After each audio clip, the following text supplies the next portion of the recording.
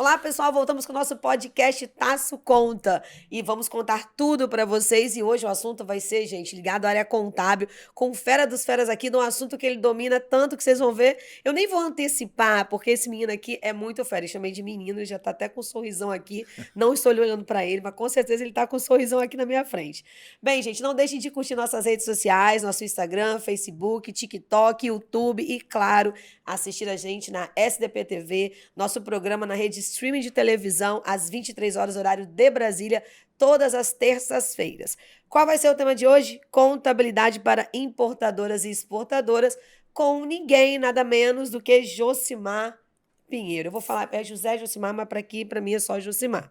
Né? Meu amigo, meu cat aqui, fera, favorito dessa área, contador especialista em comércio internacional, consultor empresarial, presidente de conselhos de administração da Concead, da Fintop Gestão Financeira, da Dables Contabilidade, da Primex Trade e da Metalmec, ou seja, além de contador, ainda é fera em conselhos de administração. Conselheiro suplente do CRC e do Sescom Espírito Santo, foi presidente do Conselho Fiscal do Sindiex e vice-presidente da Câmara e Comércio Brasil de Moçambique. Não basta ser Espírito Santo nacional, ele também é internacional. Josimar, amigo, seja bem-vindo. Obrigada por estar aqui com a gente no nosso podcast da Taço, trazer seus conhecimentos, que são muitos nessa área. Quando alguém fala assim, gente, você conhece alguém de importação e exportação? Você sabe, eu falo, conheço uma única pessoa, Josimar. Que realmente é uma área que você, desde o tempo que eu te conheço, você escolheu para ser sua área de atuação principal.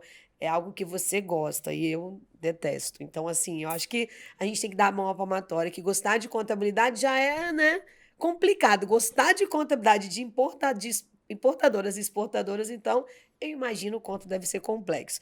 E eu adorei o tema que você trouxe, acho bem importante, porque nunca teve ninguém que falou de contabilidade de importadores e exportadores aqui no nosso podcast. A gente está com o podcast já tem mais de 2 anos. E eu achei muito legal, principalmente os tópicos que você trouxe para a gente falar um pouquinho. Então, eu vou deixar você bem à vontade, tá? A gente aqui, a gente brinca um pouquinho. E eu vou começar com uma perguntinha para você, assim, por que você, primeiro pessoal, né? Por que você escolheu esse ramo, assim, para você trabalhar? Boa tarde, Carla. Obrigado pelo convite. É um prazer estar aqui com você nesse programa fantástico seu aqui.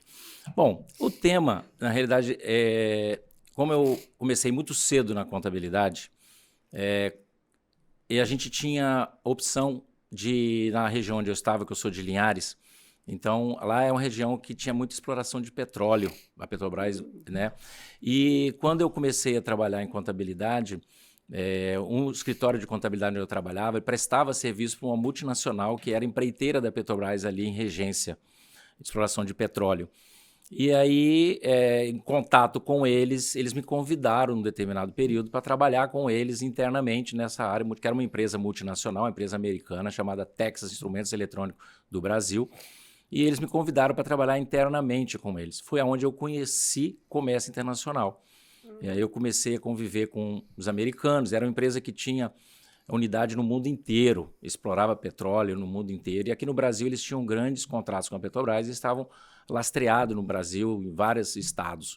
E eu comecei, por ali, comecei a entender, comecei a conviver com aquilo, né? E comecei a conhecer bem como é que aquilo funcionava.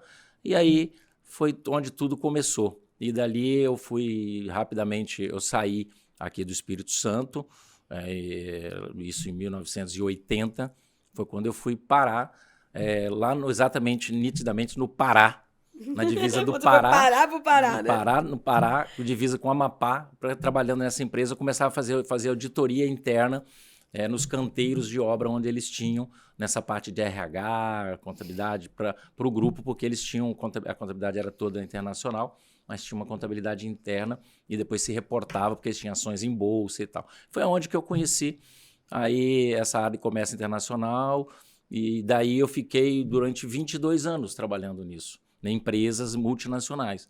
Foi nessa, e depois foi comprei Petróleo Ipiranga, aí Chocolates Vitória, e por último foi a Flexibras, ali na Vila Rubim, totalmente nessa área de comércio internacional. Então, assim, eu conheci muito nessa. E quando a Flexibras ela foi vendida, ela era francesa, foi vendida para o grupo, um grupo inglês. E aí eles levaram toda a operação para o Rio de Janeiro. E aí eu não queria ir para o Rio de Janeiro. Eu fiquei 2 anos indo e voltando no Rio de Janeiro. Aí depois eu não quis mais, eu resolvi. Foi quando começou aqui no estado, no governo Collor, se não me falha a memória, que o Collor foi eleito, e ele teve uma frase célebre nossa lá, que eu não esqueço até hoje, que ele chamou nossos carros de carroça e nossas fábricas sucateadas. E aí ele abriu o mercado para importação. E aí, naquela época, um grande empresário aqui do estado, o seu Otacílio Coser, tinha muito contato político, conseguiu um contrato para importar carros para o Brasil. E foi quando começou uma surpresa, começou a aparecer no Espírito Santo aqueles bastante cegonhas saindo do porto. Sim. Ninguém sabia o que era aquilo. Na realidade, o que o Otacílio fez? Ele aproveitou essa brecha, aproveitou o benefício do Fundap, que já existia desde 1970, e começou a importar por aqui usando o benefício do Fundap. Foi uma época boa de importação. Muito boa. Muito boa, alavancou o estado do Espírito Santo. Eu estava na Flexibras naquela época. E lá na Flexibras eu já fazia Fundap na Flexibras, que eu era diretor da empresa de importação do grupo da Flexibras. Então, e a Organização Internacional. Então, eu já trabalhava com isso. Então, essa questão de Fundap, benefício fiscal, eu já fazia isso, eu já sabia como fazer. Então, não tinha ninguém contador aqui no estado que fazia especializado nisso. Aí começou esse movimento muito grande, aí a companhia estava naquela de para vir para o Rio e tal. Aí eu falei, quer saber de uma coisa? Vou montar meu escritório. Vou montar meu escritório. Aí foi quando eu montei o meu escritório, meados de 96 para 97, e saí e comecei uma carreira solo, mas aí comecei com um escritório na realidade não era um escritório de contabilidade, apesar de eu ser contador, e foi na época que eu ainda era técnico em contabilidade. Então foi um momento que eu não escolhi fazer contabilidade. Na realidade, o que eu estava fazendo? Eu prestava consultoria para as empresas que vinham para o Espírito Santo. Para se regularizar nessa área, se regularizar nessa área. Para ter Fundap, para ter esses benefícios decorrentes aí dessa importação. Exatamente. E aí, como você já estava no meio, né? Você foi lá e ampliou isso para dentro da sua empresa. Então, o detalhe da contabilidade é que a gente fazia todo o projeto de trazer o cliente, achar o local, habilitar ele no benefício. E aí depois a gente falava, agora é o seguinte, procura o seu contador, que ele precisa dar sequência no seu processo, na sua operação. Só que quando estava chegando nos contadores, os contadores não sabiam contabilizar. Por exemplo, não sabia o que era uma invoice, o que era um BL, um PEC list, fazer uma DI, procurar um custo da importação, né? Ele não sabia. E aí a Receita Federal também estava aprendendo esse movimento aqui do Espírito Santo, como fazer isso. Porque a nossa aduaneira ela começou depois dessa época. Exatamente, era tudo na 7ª região no Rio de Janeiro. Então eles estavam aprendendo. Então o que fazia? As cargas chegavam no porto e por um detalhe ficava parada. Aí a gente ia olhar, era por questões às vezes fiscal. E aí esses clientes que nós fizemos no projeto, batiam na nossa porta e falaram, Josimar, me socorre, como é que a gente faz isso aqui? Porque tem alguma anta fazendo negócio. Exatamente isso. Aí você ia lá e falava assim, pô, eu vou ajudar esse cara, eu vou abrir uma empresa, tem um negócio. Então, aí foi quando eu comecei a perceber, deu outro viés, eu falei, gente, isso aqui tem um outro... Já que nós temos dificuldade, eu vou abrir uma célula de contabilidade dentro do meu negócio. Você poderia fazer as duas coisas, uma célula para prestação de serviço e ainda ter a contabilidade depois. Exatamente, foi isso que eu fiz. Aí, como eu tinha uma célula de prestação de serviço, eu abri uma célula de contabilidade. Aí, ou seja, eu tenho 2 contratos com o cliente. Tá explicado esse know-how todo. Entendeu? E aí a gente juntou isso e aí a gente começou esse caminho. Foi mais ou menos assim que a gente aprendeu não gostar, né? Mas aprender a gostar do que faz, né? Porque realmente contabilidade... Você já estava indiretamente ligada à contabilidade, diretamente à realidade, só que você não era um empresário de contabilidade. Não. Você passou a ser vendo a deficiência, a necessidade de mercado. Que bom. E foi sucesso, né? Tá aí que deu certo e que é um grande empreendedor dessa área. Josimar, vamos falar um pouquinho agora do tema em si, né? Contabilidade para esse tipo de empresa é uma contabilidade complicada. Eu, trabalhando com o Paulo, ele teve algumas no início e depois largou de mão, porque realmente necessitava de uma especialização, uma fala de língua estrangeira, lidar com gente do mercado internacional. E o Espírito Santo, quando começou o Civit, que foi exatamente nessa época, você deve lembrar bem disso, aquele boom de empresa vindo para cá para importar, porque o nosso porto começou a ter uma pujança, porque era ele e Itajaí. E só a gente tinha benefício fiscal, né, lá em Santa Catarina. E aí o Espírito Santo cresceu, alavancou muito rápido, né? E aí a gente não tinha mão de obra, não tinha força para poder alavancar isso. Da contabilidade, você elencou uns pontos importantes, né? Sócios, né? Você colocou aqui no briefing seu. Escolher sócio, brasileiro e estrangeiro. Eu posso ter sócio em contabilidade de importadoras estrangeiros no Brasil? Como que se faz isso? Por exemplo, hoje tem empresas que, quando me procuram, que eu mando procurar você, que eu falo assim, gente, Carla, eu tenho um cara que quer abrir uma empresa no Espírito Santo. Ele é da onde? Ah, ele é lá da Suécia, gente. Eu não faço a mínima ideia como é que ele faz isso.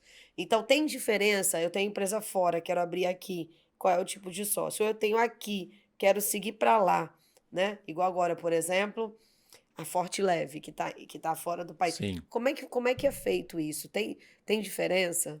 Tem, Carla, tem muita diferença. Hoje, porque o que acontece? Quando você fala em investimento internacional, nós temos que nos preocupar com a seguinte situação. Primeiro que isso é extremamente controlado pela Receita Federal através do Siscomex. O Siscomex nada mais é do que um sistema de informática onde o governo controla as divisas do país, entrada e saída de dinheiro. Então, todo recurso que sai, todo recurso que entra, tem que passar por esse sistema, fazer um registro num banco central, né? E aí você tem que direcionar para que esse investimento que está saindo ou investimento que está entrando. Então, pensa que você está abrindo uma empresa aqui. Se é um sócio nacional, o governo já te conhece a sua declaração de imposto de renda, sabe se você tem recurso suficiente para aportar nessa empresa e como vai ser, né? Seja bens ou moeda, Sim. enfim, ele já tem. E no mercado internacional, o governo não sabe. Aí ele te faz algumas exigências muito claras. Primeiro, sendo a pessoa física ou uma pessoa jurídica, precisa ter um registro no Banco Central. Você precisa ter um CNPJ, por exemplo. Se é uma pessoa jurídica, você tem que tirar um CNPJ específico para aquele empresa do exterior, seja aqui. Primeiro ponto é isso, ou seja, tem que mostrar para a Receita. E fazer esse registro, você já está automaticamente... essa documentação que ela vem... Tem que estar toda certinha, tem que né? ser traduzida para o português. Então, se é uma empresa chinesa ou francesa, seja de que país americano, você tem que traduzir tudo isso. Isso vai ser validado pelo Banco Central. E para quê? Para só depois você poder mandar o recurso para cá. Então, na realidade, você passa por uma validação para depois você ter a chancela, se você pode ou não abrir. Até porque, exatamente, porque você não é para você abrir, na realidade, para você mandar o capital para cá. Entendi. Porque se eu abrir a empresa aqui, É fácil. é fácil, né? É tranquilo. Aí é o seguinte, você abriu uma empresa, diz que o capital é $1 milhão que você vai mandar para cá. Tá, mas qual é a origem desse dinheiro? Se é do Brasil, como eu falei, o governo sabe da sua origem. E do exterior? Será que veio de um paraíso fiscal? Esse dinheiro é lícito? Não é ilícito? Isso vai ter um compliance para entrar aqui. Entendi. Então, ele precisa primeiro ter um CNPJ, porque quando ele mandar esse dinheiro, seja de onde que for, de que país que for, o banco, na hora de fechar o câmbio, vai pedir a comprovação da origem desses recursos. Entendi. Então, ou seja, não é uma coisa tão simples. Não é.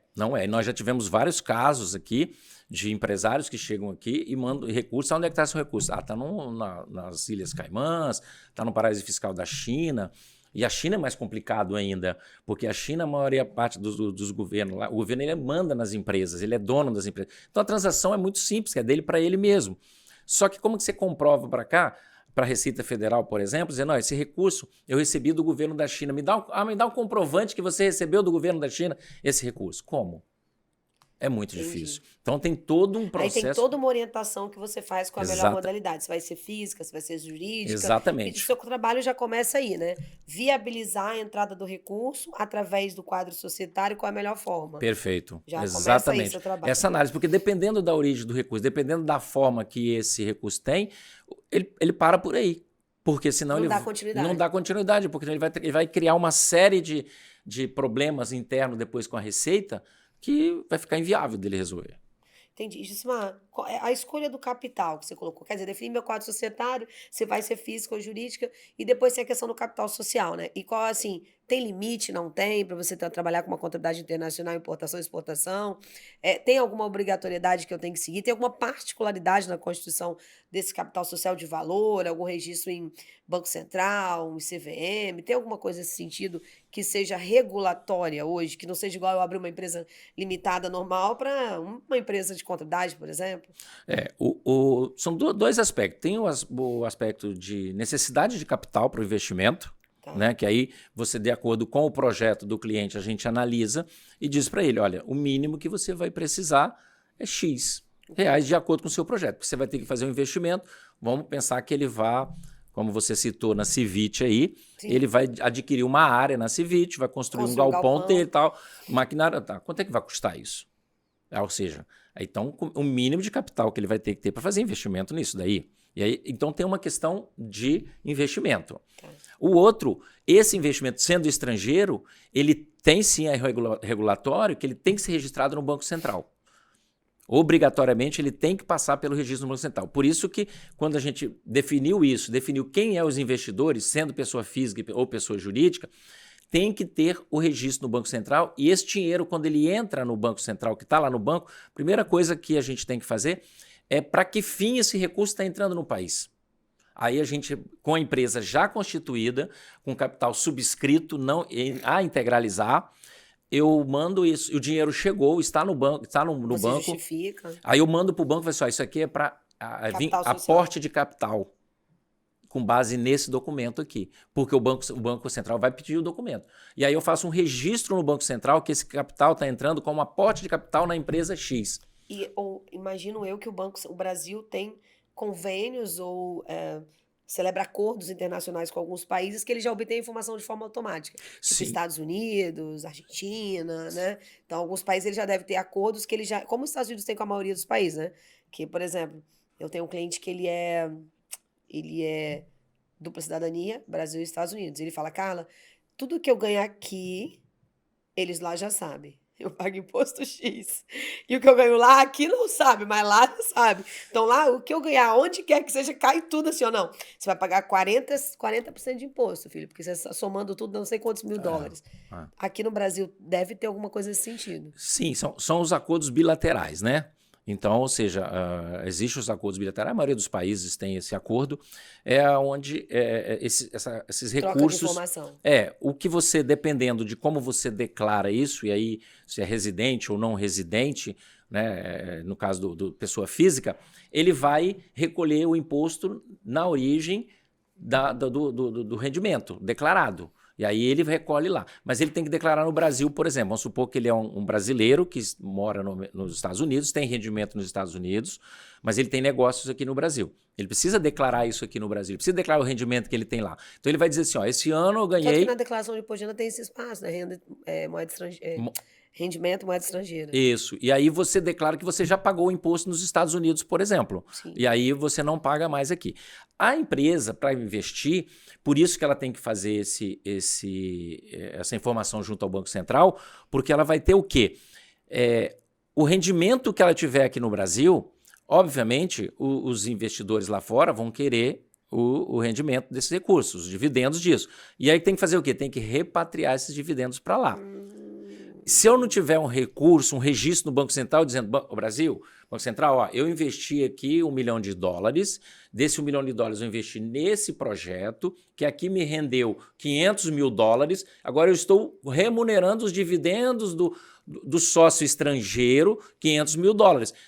Registra aqui que é o rendimento que eu tive. Esse rendimento aqui já foi pago o imposto aqui no Brasil. Então você manda para lá sem tributação, tá? E registre que é investimento que eu tenho aqui. Entendi. Por isso, esse mecanismo... Se não tiver bem informado, pode ser até bitributado. Com certeza, bitributado e também evasão de divisa, porque como você está levando um dinheiro sem registro, como? Entendeu? Então esse é o grande... Sem estar regular, né? Sem estar regular, melhor dizendo, é exatamente isso. Sem estar regular. Né? E aí você vai ter sérios problemas com a fiscalização. Então, assim, o capital está muito intimamente ligado para isso, ligado tipo nessa forma. Tipo societário, exatamente. E, Josimar, aqui o radar é algo do Espírito Santo ou é algo nacional?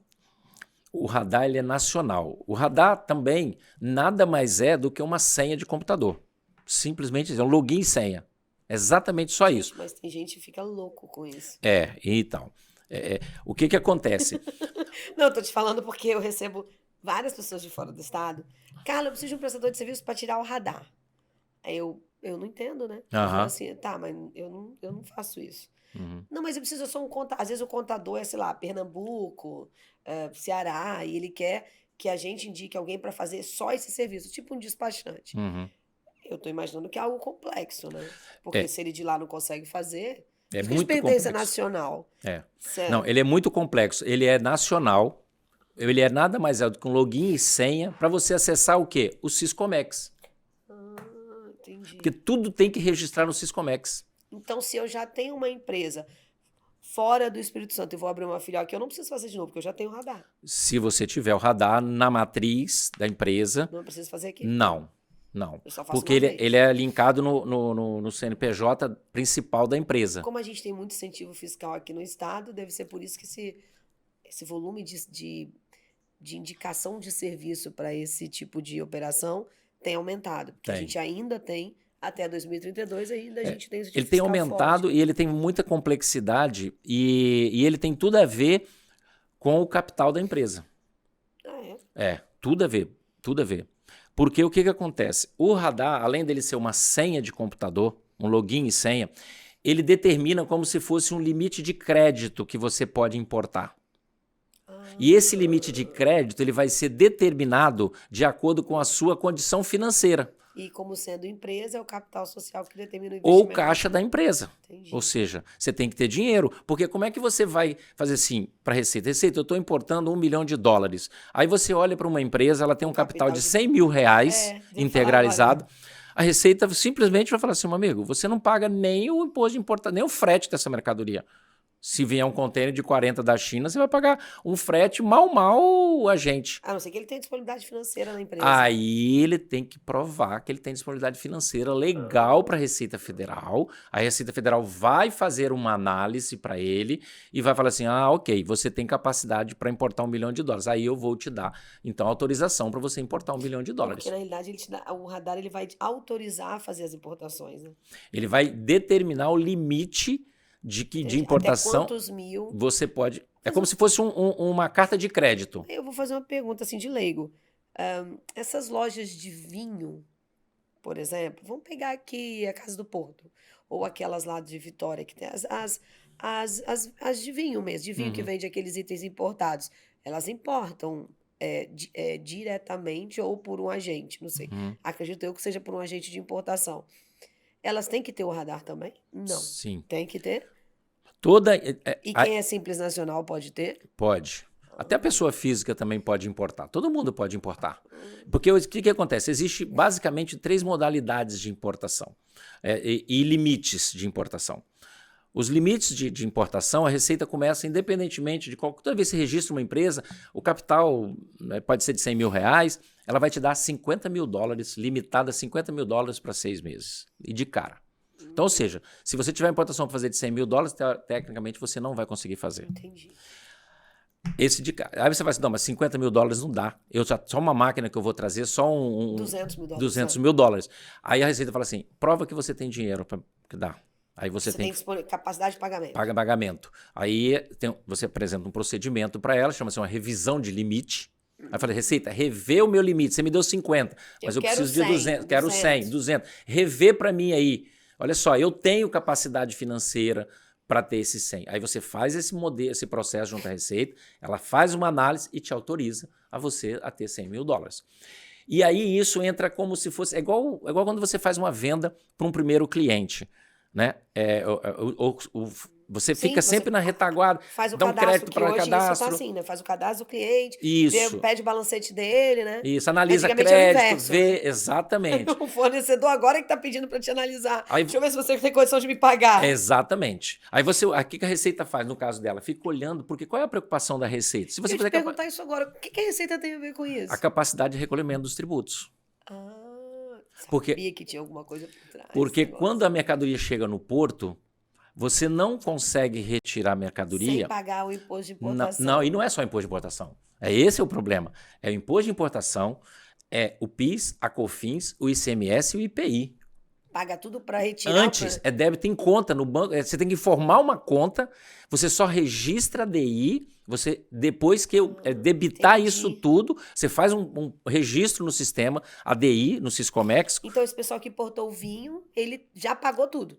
Na fonte, esses impostos, sim. Entendi. Os impostos para nacionalizar o produto. Para a Receita começar a olhar o seu processo de importação e dizer assim, bom, legal, essa mercadoria tem a documentação, está correta, está dentro do... Tá, pagou o tributo, eu vou analisar, ok, agora quem é essa empresa, como é que ela está aqui, é uma empresa que está regular aqui, os sócios estão tudo... Ou seja, aí entra onde? No famoso radar.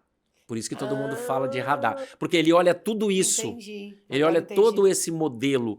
Tudo como ele é que olha você toda a corporação. Olha tudo. Olha. E por que demora tanto para conseguir retirar a mercadoria às vezes? Fica presa no porto? Então, por causa de algum erro de procedimento de documentação, de classificação de mercadoria. Gente reclamando que às vezes fica 2 meses lá parado. Então, regra geral principalmente a mercadoria dá muito problema porque os nossos colegas contadores, juntamente com os despachantes e, obviamente, com os empresários, comete alguns erros na hora de classificar os produtos, a chamada NCM do produto. Porque isso também é verificado. É isso que vai determinar qual é a alíquota do PIS, da COFINS, do IPI. Lembra lá naquela tabela? Lembro. Aí chegou lá no porto, desceu, pagou o imposto, na hora de tirar a mercadoria, viu que não é aquilo? Então, o que o fiscal faz? Você, na hora de registrar a DI, você classifica a mercadoria. Alguém tem que classificar dentro da NCM. Classificando, já sai os impostos que tem que ser recolhidos, você vai e recolhe. Você vai pagar. Aí o que a Receita faz? Através do... Ele fica olhando aquele ali. Se aquela mercadoria já tem histórico, o vinho, por exemplo, que você deu noção, já entra no estado todo dia, toda hora, aquele vinho com aquela classificação, a Receita já conhece ele e ela já tem um registro no sistema dela. Sabe. Ela já sabe qual é o custo médio daquele produto que entra, ela já sabe tudo. E se a classificação que você fez estiver coerente com o que está rotineiramente entrando, existe... Ela chama assim de canal verde, amarelo e cinza, vamos assim dizer. O verde você passa por isso, por esse simples análise do sistema e o próprio sistema já libera. Verde, tá bom. Aí ela não fiscaliza mais nada, você pode retirar a mercadoria. Isso é muito rápido. Se dentro dessa análise que ela faz... Se você fez todos os cadastros corretamente, pagou os tributos corretamente, que na entrada, você consegue retirar sem dificuldade. Sem dificuldade. Tá na linha verdinha ali. Na verdinha. Ela não fiscaliza... A fiscalização dela é eletrônica, vamos assim chamar. O sistema olha tudo isso e te dá canal verde e você tira.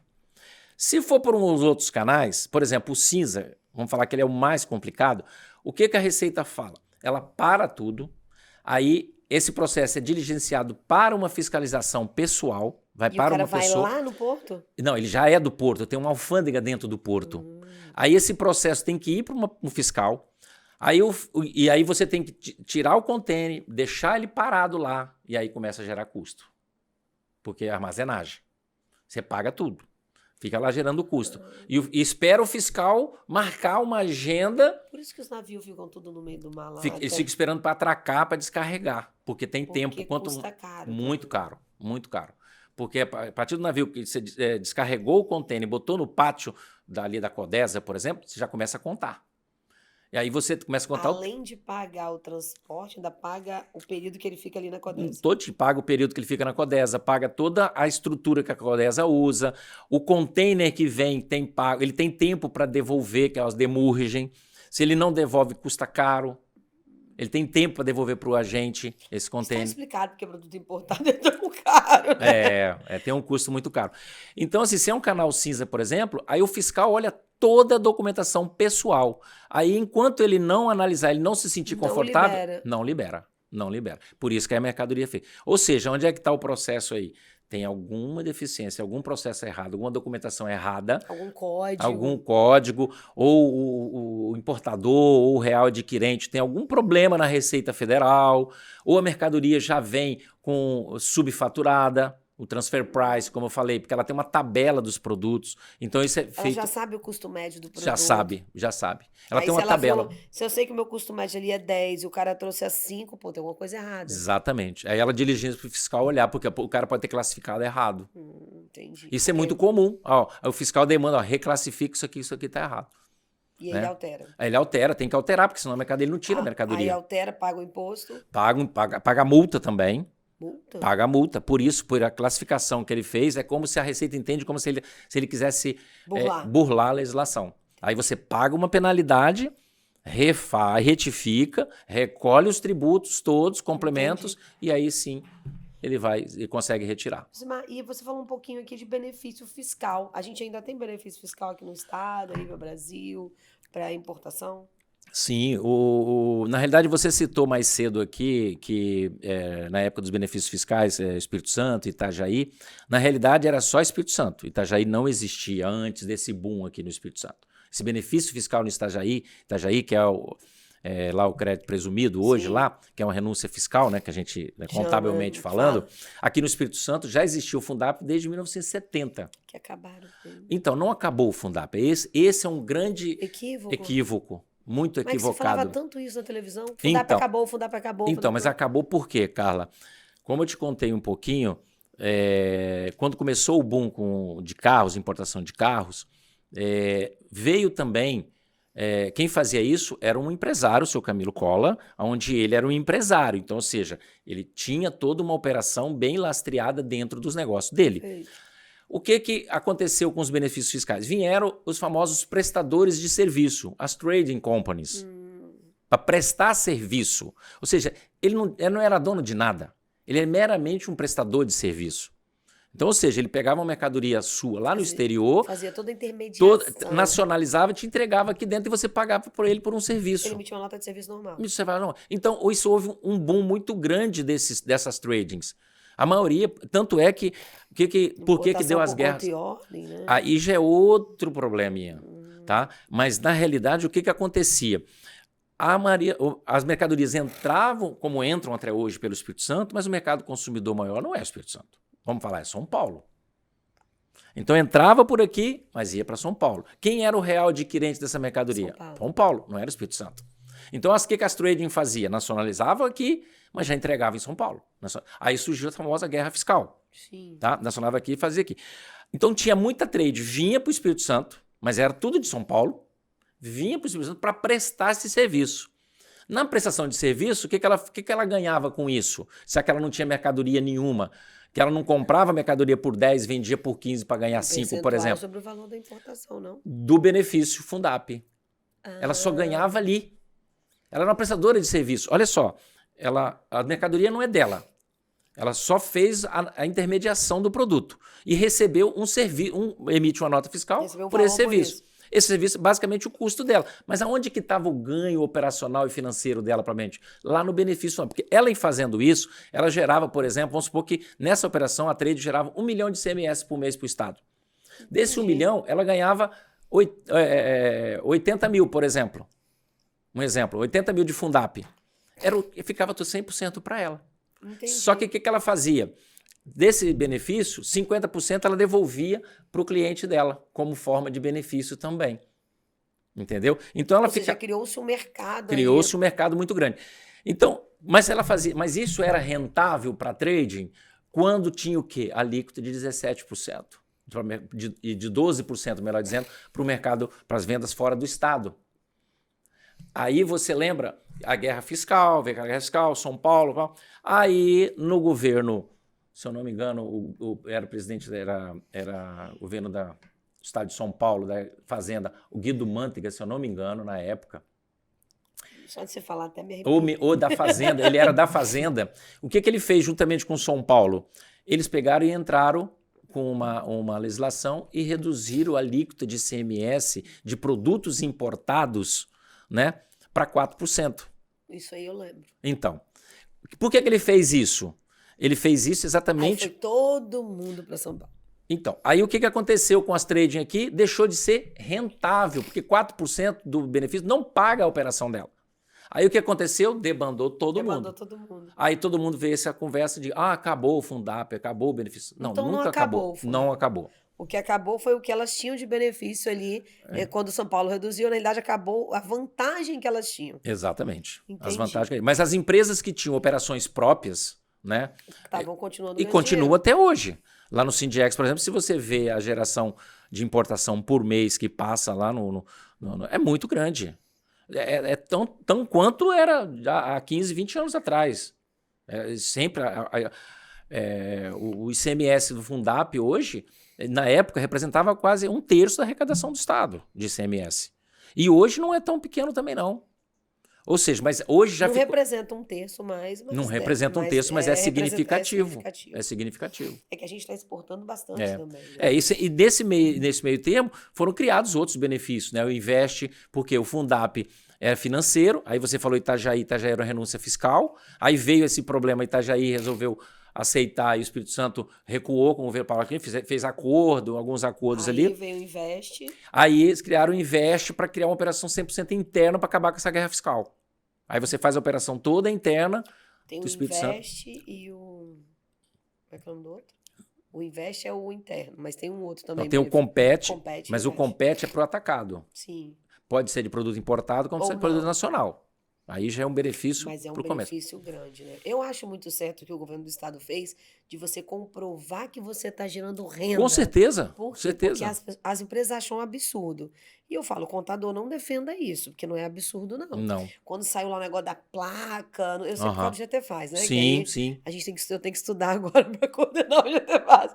Então, quando saiu aquele negócio da placa, passou naquela guerra. E aí eu fui conversar com o secretário na época, ele falou, Carla, para tudo. Eu preciso provar para o meu governo, o meu governador, para Brasília, de que isso aqui gera retorno. Uhum. Porque senão é melhor deixar de existir. Como que eu provo isso? Criando um mecanismo de fiscalização. Perfeito.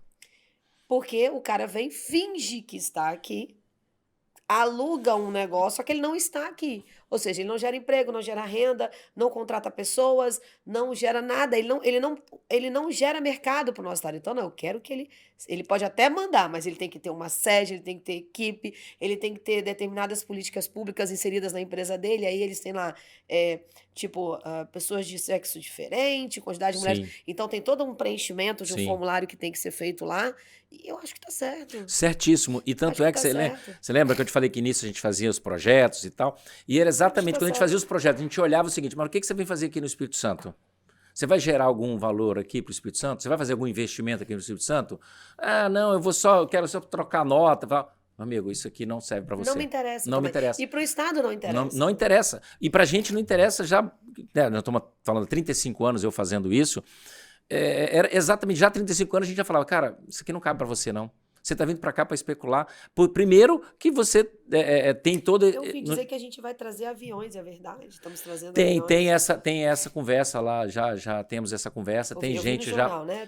Tem empresários aí... Valor Econômico todo dia e no Valor Econômico saiu que o Espírito Santo tem toda a possibilidade de vir para o Porto, na realidade, vir para o Espírito Santo, trazer os aviões por aqui. Sim. Por causa dessas questões aí fiscais a gente é um estado que está no meio, né? Então a gente está aqui que você vai para cima, vem para o lado, desce, a gente está muito, muito bem localizado, vamos dizer. Eu acho que o cara tem que provar realmente que ele gera renda, ele gera negócio, porque senão ele não precisa ficar aqui no estado. Mas com certeza, com certeza. E isso é fundamental, a gente todo dia, sempre... Todos os projetos, a gente vem cá, qual o valor do investimento? Ah, mas eu posso só escriturar? Não, não pode. Você tem que botar o dinheiro aqui, você tem que abrir a empresa aqui, ou contratar alguém daqui, porque para você... Tipo, o cara ficar forjando coisa... Não. A gente não faz, tem que ser sério. E, inclusive, a gente dá opção, porque o Estado deu opção para esses clientes. Ou você faz uma estrutura própria, ou você contrata já. Por exemplo, você citou da Civit, os galpões, os armazéns. Surgiram por causa disso. A logística tem aumentado muito. Engraçado. Muito. Engraçado uma coisa assim, né? Você é da área mais que eu. Mas a minha observação, de longe, de leiga, é que aumentou muito o volume de galpões logísticos. E a gente está para ter o final dos incentivos. Eu falo, gente, não é contraditório isso? Então. Eu não sei, eu tô olhando de longe, tá? Porque eu tô do lado de quem constrói o galpão, né? Eu tô do construtor. E aí eu tenho vários clientes da área de empreitada trabalhando na construção e no projeto desses galpões, ampliando muito isso, e eu fico pensando, gente, isso vai dar certo?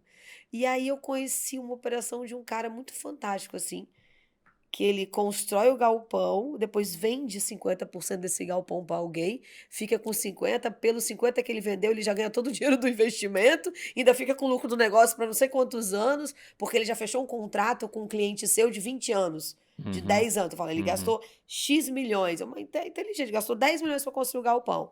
Fechou um contrato de X milhões anual por 10 anos. uhum, Vende 50% por 15 e, uhum, ou seja, recuperou os 10, uhum, ganhou mais 5, ainda tem 50% do aluguel futuro, porque uhum. já tem um contrato Essa fechado. história, essa história do galpão é muito interessante. Que tem aumentado muito. Estou É, falando porque tem aumentado Então, mas muito. aumentou porque é o seguinte, essa discussão realmente ela já foi, a gente já fez ela há muito tempo atrás, exatamente para questões dos benefícios fiscais que estava naquela época que todo mundo bombando o Espírito Santo, cobrando. Ó, o Espírito Santo tem a DIN tem uma contra o Espírito Santo, agora não, porque já convalidaram e Sim, tudo, mas que rolou anos e anos tá lá na Suprema Corte e nunca foi decidido contra em função porque era bem o que eles estavam bem questionando, claro. bem claro.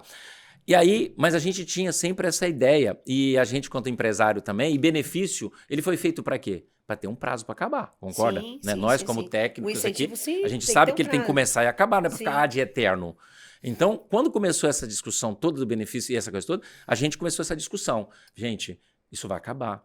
E aí, por exemplo, eu quanto contador, você quanto trade, você quanto produto, como é que nós vamos fazer? Como que vai fazer isso?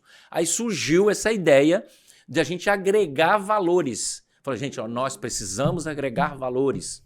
Precisamos agregar valores. E aí essa ideia surgiu dentro numa mesa de reuniões lá dentro do Sindiex, né, na época que a gente estava lá, também juntamente com os empresários, surgiu essa ideia de agregar valor. Como agregar valor? Porque os produtos, o que acontecia acontece até hoje. Ele entrava, lembra que eu falei? Ele entra e Entra. direto. Vai isso aí.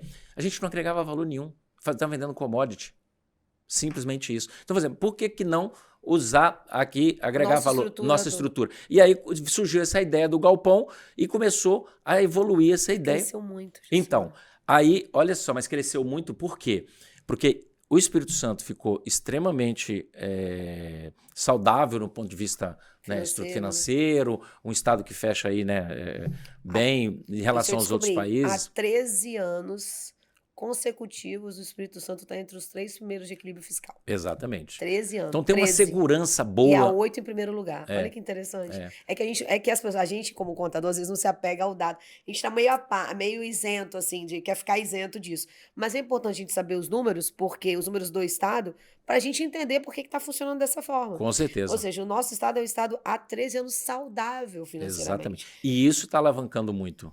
E isso faz com que o Estado cresça e que os empresários venham para cá para ter segurança. E aí juntou um tripé, né? Ou seja, você tem Incentivo. importação, distribuição, tá? Não, o varejo também compete, né? Você tem compete para varejista, para os restaurantes, para e-commerce, né? E quem está depois de Linhares ali, você ainda tem o benefício da Sudene. Então, Linhares, por exemplo, está crescendo muito com relação ao mercado internacional. Mais do que já cresceu. Mais do que já cresceu. Então, isso tudo criou. E aí. Esse ambiente de negócio. E agora, com esse mundo moderno, pós-pandemia, o que aconteceu com os investimentos? As pessoas ficaram muito com medo do que fazer. E aí, os pequenos investidores ficaram sem saber o que fazer, para onde ir. O que aconteceu? Um movimento de fundos de investimentos. Aí esse fundo de investimento começou a buscar mercado para onde ir. Nós temos à vista aí, agora reinaugurou recentemente, você deve ter visto, a Apex, aquele belíssimo galpão lá na Serra. São fundos de investimentos, Apex, galpões, galpões ali deles. Então, o que está acontecendo? Esses fundos estão investindo muito. Então, usando essa segurança jurídica, econômica que o Estado está passando, né? A logística do Espírito Santo, você vê, nós estamos... interfere muito, né? Muito, muito. O empresário... Você imagina o empresário que atende Norte e Nordeste, estando no Sul, a São Paulo. É muito mais caro, em todos os sentidos, Você nacionalizar para o Santos, por exemplo, é muito mais caro que você nacionalizar por aqui. Tudo bem, quando chega 100 navios lá em Santos, aqui no Espírito Mas é porque a Santo gente chega não tem, nosso porto não comporta, mas se comportasse, eles iam Esse é outro perder de problema. longe. Pois é, mas vai ser feito aqui. A Imetame está fazendo um Sim, grande lá porto Aracruz, aqui. né? E também, né, é assim, a gente tem acompanhado um pouquinho de uma Zona Franca que também provavelmente vai sair aí. Eu acredito que aí o Espírito Santo vai crescer, Bombar. vai demais ainda. Que bom. E, Josimar, para a gente finalizar aqui, fala para mim sobre eu acho que em relação à contabilização, o que, que tem de diferente? Então, Tirando a parte fiscal, que a gente sabe que é bem peculiar, e exato. você explicou bem essa questão do radar, benefício, Siscomex, mas em termos de contabilidade, o que, que tem de diferente das demais empresas? Então, a grande diferença aí, porque as importações hoje nós temos 3 tipos de modalidade basicamente de importação. A chamada importação própria, a importação por conta e ordem e a importação por encomenda. Se a gente olhar no princípio da legislação, onde ela vê, você tem uma questão aí financeira e fiscal em cada operação dessas. Diferentes. Sim. Então, por exemplo, operação própria, o que quer dizer? Eu fiz toda, eu me importo. Então, eu me credito, por exemplo, do PIS e COFINS que eu paguei lá na frente, se eu tiver no lucro real, por exemplo, né? Sim. Eu me credito de PIS e COFINS. Mas se eu tiver na conta e ordem, eu não me credito desse PIS e COFINS. Quem me acredita é o meu cliente. E aí, mas quem paga? Cai na minha conta, eu pago. O processo a nota fiscal é emitida por mim. Aí a contabilização eu trago para adiantamento para depois receber. Eu tenho que passar com essa importação no meu estoque e depois eu tenho que sair com ela do meu estoque. Então, ou seja, se eu passo por ela para o meu estoque, eu recebi, mas eu não paguei, por exemplo, a conta e ordem, eu não paguei nenhum real, quem pagou foi o meu cliente. Ele que fechou o câmbio, ele que pagou. Pois é, como que eu contabilizo isso se não saiu dinheiro? A contabilidade, desculpa a expressão, não é pernita. Tem que ter 2 pernas. Se eu faço o meu estoque, contra quê? Aí o que acontece? Normalmente você faz o quê? Adiantamento de cliente. Sim. Na contabilidade. Só que nesse caso não é adiantamento de cliente. Porque ele não vai te pagar o valor da mercadoria. Não vai te pagar, porque lá na operação, lá na própria Receita Federal tem instrução normativa dizendo como que ela reconhece contabilmente, quando ela olha o seu balanço, ela reconhece no seu balanço contabilmente as suas operações por conta e ordem. Por exemplo, você não gera receita nenhuma dessa transação de mercadoria dentro da contabilidade, né? Mas você tem uma nota fiscal emitida. Então, por exemplo, eu faço uma importação de $1 milhão, né, 5 milhões de reais, transacionei, emiti uma nota de 5 milhões de reais. Entrou e saiu. Entrou e saiu. Mas nota fiscal, você vai contabilizar recebimento de cliente contra receita. Normal. Mas na conta e ordem não é. E aí muitos colegas contabilizam isso tudo dentro do resultado. Aí você olha a conta de receita do cliente. A mercadoria não é dele? Mas é esse que é o diferencial da contabilidade. Custo da mercadoria. Então, aí existe todo um procedimento da Receita Federal. Entendi. Todas por instrução. Todas as instruções que determinam como que você pode contabilizar isso aí. Então, quando você não adota esses procedimentos corretos na contabilidade, você tem um problema de custo, de apuração de custo, porque você tem custo acontecendo. E esse é um outro detalhe da contabilidade. Se você iniciou uma operação hoje, lá na China, né? A operação vai demorar 60 dias para chegar aqui. Mas nós temos o princípio da competência. Então, se ele já fechou. Aí eu fechei um câmbio antecipado hoje. Eu não tenho produto, mas eu já paguei. Eu fechei aqui, eu tenho um câmbio antecipado. Esse câmbio antecipado, até chegar aqui, eu tenho o quê? Variação cambial. Então, assim, tem um procedimento, um processo contábil aí fazendo, que isso tudo vai refletindo. Agora, essa variação cambial eu levo para o resultado ou eu levo para o custo do produto? Depende da operação, se é por conta e ordem. Em que momento que eu vou fazer a apropriação? Em que momento que eu vou fazer a apropriação? Essa mercadoria ela pode ser embarcada lá? Vai para DRA ou não vai? Exatamente. Então, todos esses Pensando em contabilidade, eu estou aqui na contabilidade. Exatamente, que nós estamos falando da contabilidade. Você imagina, você embarcou a mercadoria na China, o navio está no mar, pegou um desastre, afundou, deu perda, seguro.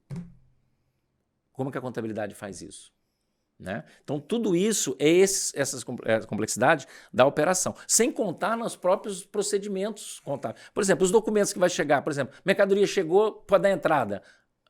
Não tem nota fiscal, o chinês não emite nota fiscal para você. Você tem que emitir invoice. Ele vai ter uma invoice, que você vai ter que traduzir.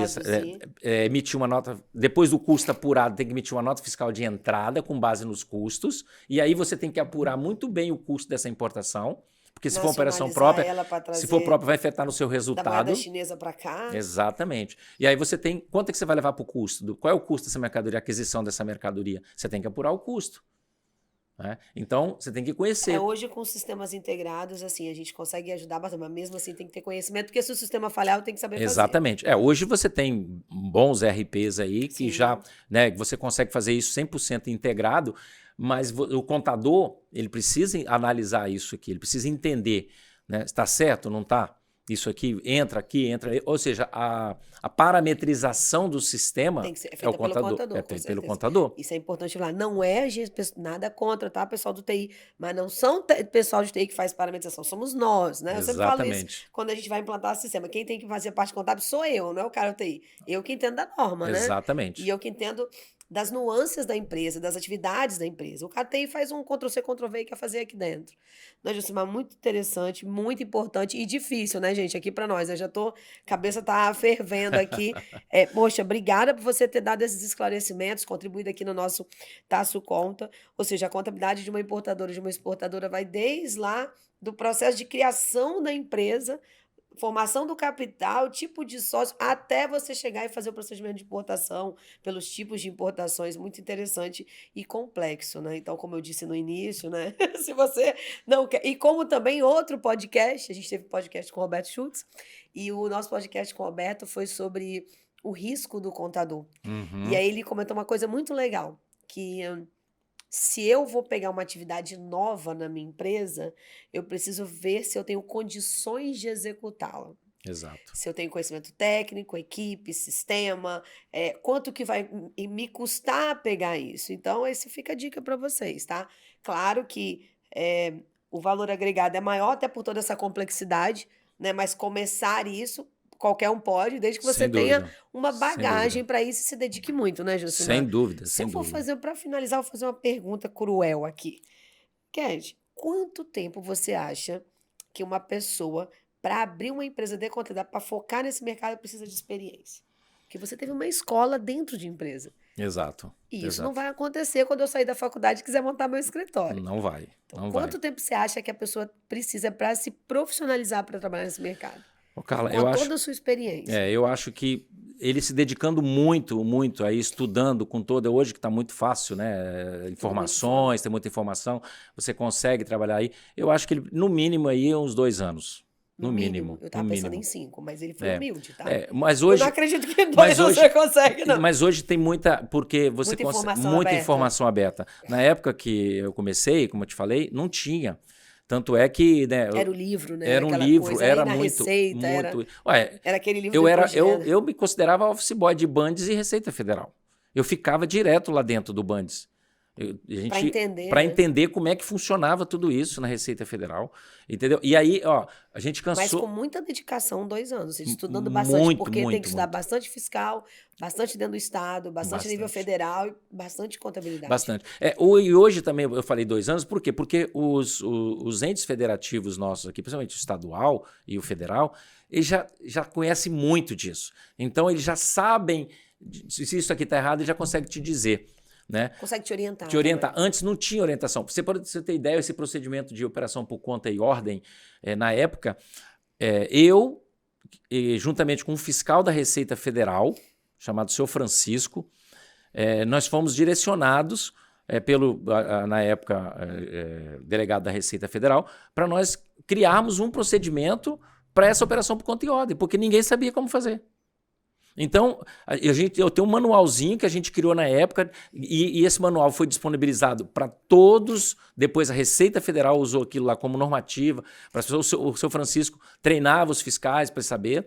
Eu estava no sindicato na época e aí no sindicato a gente criou uma planilha de apuração de custos, onde a gente conseguia acompanhar tudo isso, inclusive ver o valor da nota fiscal, como emitir nota fiscal, e a gente disponibilizou isso na época para os associados, e hoje isso está no mercado.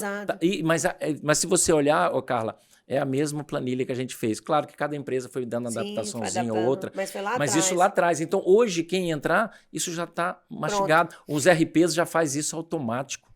Então, é muito fácil você saber um custo da mercadoria hoje. Ah, eu quero importar isso aqui da China. No próprio sistema, você só bota NCM, isso aqui, pronto. Já calcula todo o custo. Na nossa época. Então, por isso que eu estou falando que 2 anos era muito. Era planilha Excel na mão. Para calcular qual o valor da nota, você tinha que fazer aquelas matemáticas financeiras todas, porque tinha que fechar com a DI. Haja máquina general. Nossa, era muita. Eu devo ter umas 20 lá no meu escritório, lá, eu tenho a minha até hoje. sucateada, que hoje a gente nem usa mais, né? Mas é isso. Então, eu acho que, no mínimo, hoje, bom profissional ele consegue. Josimar, deixa aqui para o pessoal as suas redes sociais da sua empresa. Isso. Na Concead, nós temos aí a nossa concead.com.br, o nosso site. Né? O meu Instagram é Josimar1. Vai lá, né, no Instagram. E o meu e-mail é josimar@concead.com.br. Quem quiser fazer contato conosco, estamos à disposição aí para poder colaborar e ajudar todos aí. Obrigada, Então, como vocês que assistem a gente fora do país, vocês já sabem, né? Precisou importar mercadoria, exportar mercadoria, precisa de um contador no Brasil, tá aqui, ó, a fera. Gente, a gente volta na próxima semana com mais podcast Tasso Conta e com um assunto que tá aí, vento e popa, que é aquela danada da reforma tributária. Meu Deus, eu acho que nós vamos ter muito pano para manga ainda dessa reforma. Então, não deixe de curtir nossas redes sociais e de assistir a gente todas as terças-feiras, às 23 horas, na SDP TV Horário de Brasília, para ver aí as orientações aqui do Josimar. Até a próxima semana.